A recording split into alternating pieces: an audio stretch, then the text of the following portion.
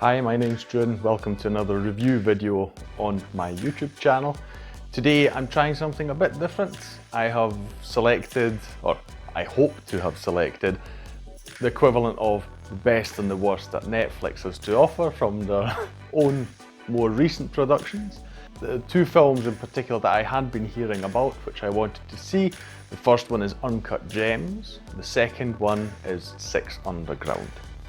If you don't know anything about these films, Uncut Gems is what I had hoped would fulfill the higher end of the spectrum in terms of quality, and Six Underground somewhere in the nether regions, due to what I had heard from family members who had seen it. Regardless, I was looking forward to seeing both of these. It's not meant as a direct comparison, so these two going up against each other. It's just an experiment I thought I'd try, just having fun with the medium, trying to pick out some good and some bad films and just giving my opinions on them, trying to find, even in the bad ones, what is worthwhile seeing in them. Okay, so I'll start with Uncut Gems. If you don't know anything about it, it's a film starring Adam Sandler, which surprised me a lot when I first started hearing about it, because many people were raving about how he deserves an Oscar nomination due to his performance in this film, which was something I was very surprised in. I remember Adam Sandler, I recall him from films I used to watch when I was younger, when I was a teenager, all these typical comedy films that he did, quite a lot of which I actually do enjoy and did enjoy, although it's been quite a long time since I've seen a new Adam Sandler film, so probably for the last 7 years or so. I think the last one I saw was the first Grown Ups, I think that was it. So I haven't seen some of his supposedly worst gems like Jack and Jill or one of the two new Netflix films. Haven't seen any of them. In case you're wondering what type of Sandler fan I am, I quite enjoy The Wedding Singer, Mr. Deeds. Although it's, I don't think, well liked by many people, I still like Click. I like the idea and the concept behind it. And I also like 50 First Dates. So those are some of the Adam Sandler films I quite enjoy. It's good to have some silly fun every now and then. But I also felt at some point it was getting a bit too much, and so I was very pleased to hear that this is a serious film that he took part in, and he's in a serious acting role. So Uncut Gems, it's about a jeweler who lives in, I think it's New York. I'm pretty sure it's New York. You'd have to, I've forgotten that tidbit. Pretty sure it's New York. They set the year in 2012. It's very specific. I'm assuming it's because it's tied into actual basketball things happening in the NBA. And the main plot of the film is that he's a jeweler who's also a gambler, and he seems to have a lot of trouble holding on to his money. He's always trying to get the next big deal, trying to break out. Although he seems to have this jewel shop with multiple employees, so at least in my opinion, I don't think it's a business that is going badly. It doesn't seem like that. He just seems to want to have more out of life, out of his job, out of everything, and so that, I suppose, lends itself to gambling. The main object of the film is this stone, this opal that came from Africa, which is very special. It's very colourful. You get to see it in the film as well. He tries to sell it off at an auction. He thinks it will make him over $1 million. He lends this stone to an NBA star, Kevin Garnett, who I seem to recall myself. I used to collect basketball cards when I was a teenager, and I'm pretty sure back then, 1997, 98, he was Rookie of the Year with, I think it was the Timberwolves. I'd have to look that up, but I think it was that. Anyway, he is in this film, the actual basketball player, Kevin Garnett, and he takes an interest in the stone. He borrows it. To borrow it, he gives him his NBA ring. Adam Sandler, he takes the ring, he pawns off the ring so that he can take some money and put it on the bookies, place some bets, some sports bets. You can tell it's a lot of this back and forth, and he takes this thing to plug that hole to fix that leak, and it goes from one thing to the next, and unfortunately for him, for Adam Sandler, it doesn't go very well, because he leaves one bad situation just to enter the next. So regardless of what he does, it's not going very well for him. You find out that one of the people that he owes a lot of money to is actually his brother-in-law. So he does all this to his family as well, which overall, he is not a very sympathetic character to me. He's supposed to be like that. I liked his acting, I didn't like the character. because he's doing all these things and he's acting very selfishly throughout the whole film. And yeah, so it's very hard to like someone like that. Besides all the money aspect, there's also the family aspect. He is still together with his family, he's got a wife and kids, but seemingly he's also got a separate apartment with a girlfriend, and he and his wife actually do want to get a divorce. So his family's also not running well. So he's got the job where he's gambling everything away. He's obviously also gambling his family's life away, and even his relationship with his wife. So that's the basic plot of it. I'm probably describing it very badly, but what the film does so well is it puts you in this sort of claustrophobic room with Adam Sandler throughout the whole thing. So the camera work is done really well. It's all very, very much close up. You're also in many rather small rooms. The jewel store, when he goes in the back room, that's even smaller.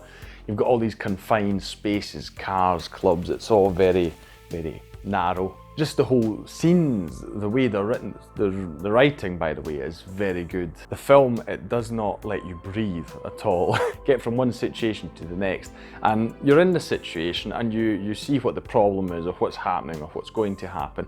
But while you're focusing on this, in the situation, there are always at least 3 or 4 people interjecting into the conversation, or all talking amongst themselves, interrupting each other and that. So just the dialogue itself makes you feel really panicky, really hectic. It's so claustrophobic, like I mentioned. I was warned of this. I was told before, it's like this film, it doesn't let you rest at all. I was like, okay, well, I've seen a few films like that. Won't bother me too much, but I must admit, throughout the film, it was even although I am detached from the main character, obviously, as I mentioned before, I don't like him, but still, this whole situation developing made me completely anxious, watching his life derail completely. So if you're the kind of person who doesn't like such types of films, probably don't watch this one.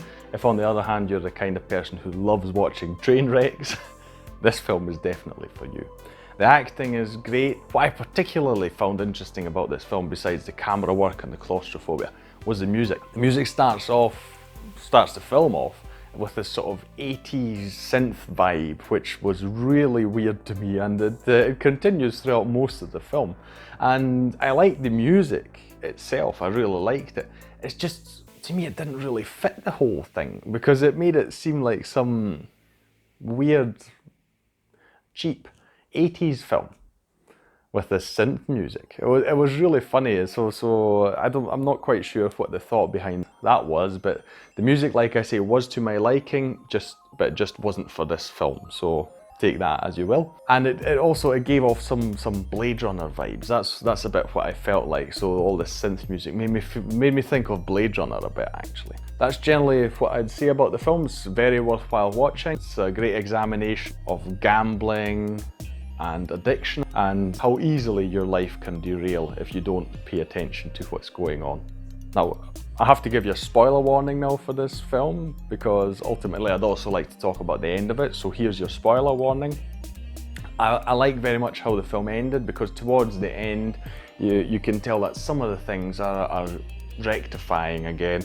They're turning out a bit better than that, although I must admit I was very pleased that his wife sent him away, or well, basically she just laughed him away when his girlfriend left him, and he immediately tries to sort of get back with his wife, which I thought was a really, really terrible move. I thought at that moment I just felt so bad for his wife, because it was so obvious what he was doing.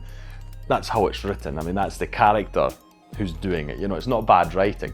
It was obvious to the wife what's happening and what he's doing and that. So I was so glad that she did not give in to that, because I thought it was really pathetic. And not only that, but I was so happy because when you see the basketball game at the end where he wins the very big bet, for a while there, I thought that all this scheming, all these pawnings of things and all that, I thought they were going to reward him. So although it might sound very horrible, but I was so happy that he got shot in the end, because honestly, if you think about how the story would have, in the terms of, I'm happy that it wasn't a happy ending, right? Because it wouldn't be a nice lesson to show people. And okay, there are films like that, but in this situation, I fully agree with where the script went. I thought that was the right ending to give the film.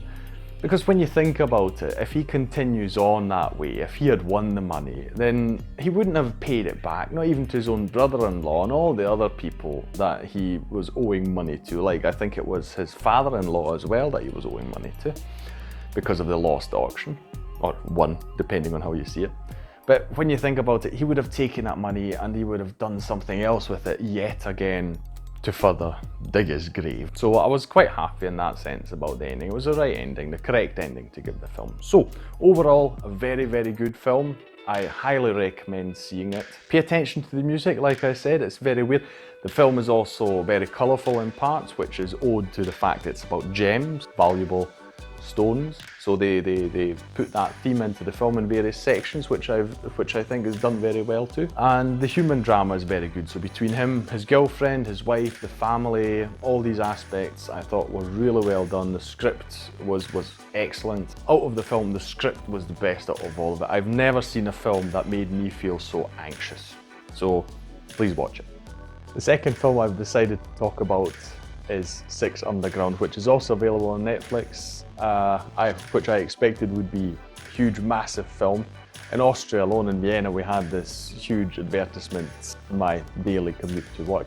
I think it was a flag, I'm not quite sure what it was made of, which fabric, but it was massive. It was put on the side of a building, and I couldn't even tell you how big it was, but it's the biggest film advert I've ever seen, so I thought this must be a hugely spectacular film. What Netflix obviously did is they went to Michael Bay and said, here, I had to look it up, they gave him $150 million reportedly, and they said, please make the most Michael Bay film you could ever make, Michael Bay.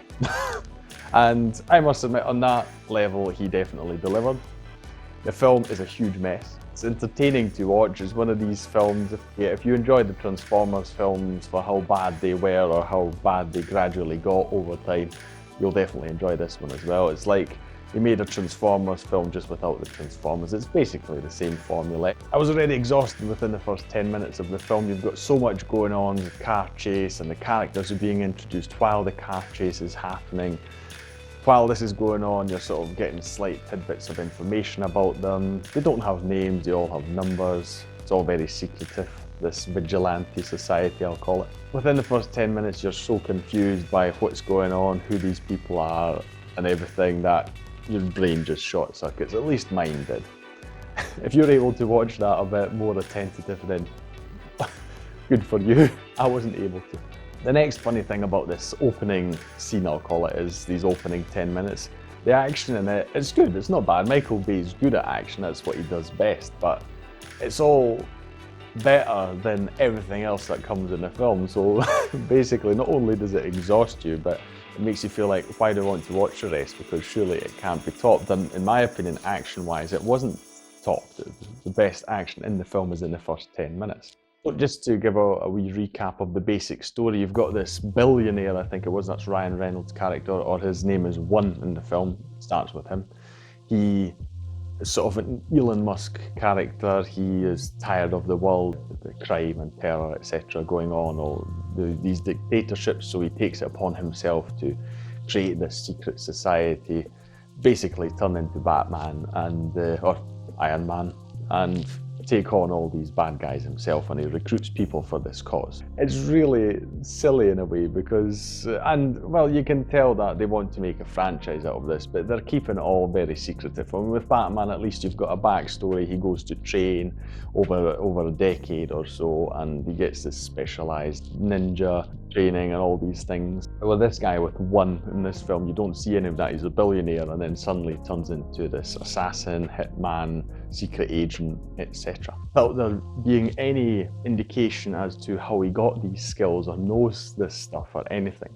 And apparently what he's so famous for is developing these magnet-based devices. The funny thing is, in the whole film, you completely forget about this fact because they sort of take out of their pockets towards the end, where you've got this huge ship, which is of course this expensive yacht, because if you give Michael Bay money, he's going to blow money on these kind of things to make it look flashy and everything. And he uses it there to fling everyone from one side to the next, which admittedly is a fun scene, but there's not much point to it really, the whole thing. And it also shows to me that is really a bad inventor. The device that is this massive magnet, basically. He operates it through a phone. And what happens? The phone cracks, of course, the phone screen, and he can't really use it, and there's a wee chip, and he sort of half loses it, and all these things. And I'm thinking, if this is this massively brilliant scientist, why can't he just develop something, a wee handheld device that is very indestructible, that he could just put in his pocket, that doesn't break easily, and that's easy to use? I mean, surely he can do that. He's got the brains for it. Anyway. So all the other characters, you don't really care for them. They show you a backstory for all of them, but they're all really not saying much. One of them is killed off in the first few minutes. He's the driver, which is a shame because he did a good job at the driving, but he gets replaced by this veteran, which is obviously also very typically Michael Bay. You've got the military in there, you've got this military veteran. One of the too many slow motion shots in this film is him, just this veteran, he's walking and you're supposed to feel and see his pain, which is really silly because seemingly that's the only way that Michael Bay can really convey emotion, is just by slowing everything down, showing it in slow motion. It's like, right, I'm supposed to feel something now because the picture is moving slower. That's how he does it anyway. And so yeah, this veteran, he's got baggage, he's lost his whole unit, which of course happens. I'm not trying to belittle that, but it's funny how somehow these type of guys, they keep popping up in Michael Bay films. So he comes in, he's a sniper, sharpshooter, and he's obviously the guy to turn everything around. They've also obviously got their instructions to keep everything secret, so you don't know each other's names and that. We're just here for the job, and if someone somehow gets left behind, then that's it. You don't go in and rescue them. And of course, this guy, being the veteran who lost his unit, so very unpredictable, he's the guy to say, no, we're not doing that. We're gonna rescue our guys and everything. We're leaving no one behind. And all of a sudden, one who seemingly has been doing this for a few years and it's always been exactly like that, he goes, yeah, of course, yeah, why not? Let's just do it like that. It makes no sense whatsoever. It's meant to look like there's actual character development, but there is none. So it's just like it's just flip-flopping from one second to the next. He goes, oh yeah, okay, that makes sense. Let's do it like that. I imagine this must be what the Fast and Furious films are like when they talk about the family and stuff. I haven't seen any, or maybe just the first one when it came out, so I haven't really seen them. You get enough people that say they only started with part 4 or something like that. But I'm assuming this is what they're like with the family and we're all in it together, etc., which is fine, but it was just shoehorned into this film for no reason whatsoever. Obviously, you've got bad guys, you've got this bad dictator, which typically as well is a sort of Russian guy. I mean, it's not Russia, it's a made-up country, but still it's this cliche Russian bad guy who has a brother who's a good guy, which to me also felt very, very cliched, who's kept basically in prison, or he's put under house arrest basically. They're going in to get him to start the revolution, and he's going to take over from the other brother. All these things, very predictable, the whole thing. There are no surprises in this film, which it's a Michael Bay film. What other Michael Bay-isms are in this film? You've got helicopters, you've got jets, you've got the cars, you've got adverts. In the aforementioned first 10 minutes of the film, I counted at least 3 adverts. You've got a Red Bull helmet, you've got a Lavazza truck, a coffee truck, and probably the most obvious, you've got a green Alfa Romeo car, which is an abomination, because why on earth would you have one of these bright green cars, especially one like that? It makes no sense. It obviously does to Michael Bay. I seem to recall that some of the Transformers had very bright colours, and there was even a bright green one, so he seems to like that colour for his cars. But it's funny because they're doing this car chase through, I think it's Italy, and obviously with a car chase you're trying to get away, but they've got a bright green car, which is obviously going to make it impossible for them to escape because you can spot it from a mile away. So the whole thing just makes no sense whatsoever. The other thing you have, of course, you have women in these films as well. Michael Bay likes to stick them in dresses. They've got these tight and narrow dresses on. They're doing all sorts of martial arts, running about, jumping, etc., because obviously that's how it's always done. So I wonder if you'll ever stop doing this kind of thing. Makes it really silly. Staying on women and men and relationships and that, you have some in this film as well. Completely superficial. Ryan Reynolds' character, he goes to an opera, talks to a lady at the bar, she's the barkeeper, talks to her, and they end up in bed together because of course they do. I mean, why wouldn't they? I mean, it's with no conversation going on beforehand whatsoever. It's like, I'm sure if Michael Bay had been able to put these kind of scenes in Transformers, he would have done. Obviously, it was the age restriction that was keeping him from doing it, because in this film it seems like it's R-rated, so now we've got everyone swearing and we've got sex scenes in them. I mean, they're not really graphic, but still they're there for seemingly no reason at all. It's not just the one I just described. Two of the assassins, they have a fling together suddenly, and it's you have these really silly scenes where they're killing people, and it seemingly it sort of turns them on, or so. It's the whole thing is just really weird. The only other thing I can think of that's typically Michael Bay that's in this film is American flags. They're everywhere, of course, because America. Don't worry, I have nothing against America. It's just one of these things that Michael Bay just keeps doing in his films that you can immediately spot. But yes, overall, not a spectacular film. I mean, obviously some very nice shots in there, particularly the action, but apart from that, you've just got glamour and money being thrown at things. You've got spectacular sets, fancy buildings, fancy yachts, cars, helicopters, dresses, etc. All these things. But basically it's a film without any content really. It's just a shell, it's all just superficial. And you can tell they're going to make it into a franchise, but honestly I can't really see how they could take this formula and improve upon it. Yeah, so watch it. If it's on Netflix, it doesn't cost you anything, right? So it's very entertaining to watch, just because I remember, because I was taking notes during the film and at some point halfway through I just wrote down what is happening, because it was just so confusing. Everything's flying all over the place. You've got no idea what's going on. You don't care what's going on. It's just popcorn action of the finest, right? So in a direct comparison, coming back to that Uncut Gems and Six Underground, obviously I'll say go and watch Uncut Gems, but watch both of them. It's just, one is actually a quality film, the other one is just popcorn cinema, and yeah, they're both entertaining but in very, very different ways. And please let me know down in the comments if you enjoy this kind of format. I'm not really trying to compare, it was just an idea, so let's just introduce one good film, one maybe not so good film, which turned out was not good.